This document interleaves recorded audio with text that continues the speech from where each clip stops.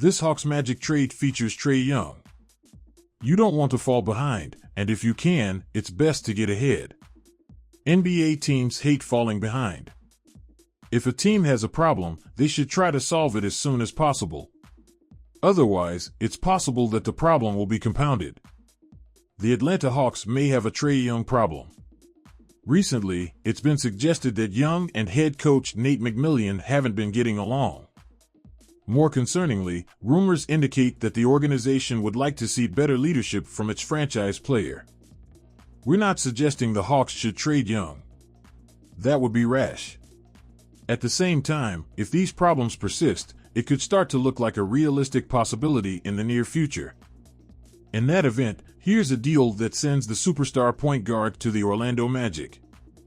Atlanta Hawks receive F. Jonathan Isaac, F/C. Wendell Carter Jr., 2023 first-round pick, Chi via ORL, 2025 first-round pick, DEN via ORL, 2026 first-round pick, Chi via ORL, 2027 first-round pick, ORL, 2028 first-round pick, swap, ORL, 2029 first-round pick, ORL. Orlando Magic receive Trae Young. There's a word for what the Magic would be doing here. They'd be consolidating. In essence, that's when you trade a bunch of things for one big thing. When you have too many things, it can be a smart decision.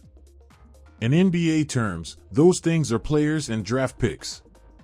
The NBA has a salary cap. You can only afford to pay so many players. Eventually, you have to stop stacking high-end draft picks and simply consolidate. The Magic may have reached that point. This team is full of young talent. At some point, it may be impossible to hold on to it all. Is Young the right player to consolidate for? Why the Orlando Magic do the deal? Do we really need to tell you why the Magic do this deal? Trae Young. Yes, he's a horrible defender. Sure, he may be difficult to get along with. The fact remains, he is Trae Young. It feels trivial to point this out, but the Magic also could use a point guard. This team has several options, but each of them is flawed. Still, some may suggest that acquiring Young would be going a little overboard. Why? Young and Paolo Banchero should become one of the best offensive pairings in the NBA sooner than later. The Magic will need to fill a roster out around them, but if they're able to do so properly, this deal should get them in title contention soon. What does it do for the Hawks? Why the Atlanta Hawks do the deal? The Hawks probably don't do this deal. Let's be realistic. They probably fire Nate McMillan. More broadly, they probably do whatever is necessary to appease Young. For now. The suggestion that the Hawks are unhappy with Young's brand of leadership doesn't sit well. This is supposed to be their franchise player in the distant future. If they don't handed him the keys. This deal has them snatching it back. It's also got them landing Wendell Carter Jr., 5 unprotected first-round picks, and a swap. In the event that they're forced to move Young, that's good value. They may want to consider getting ahead of the problem. Trae Young drama with Hawks creates bizarre Knicks trade idea.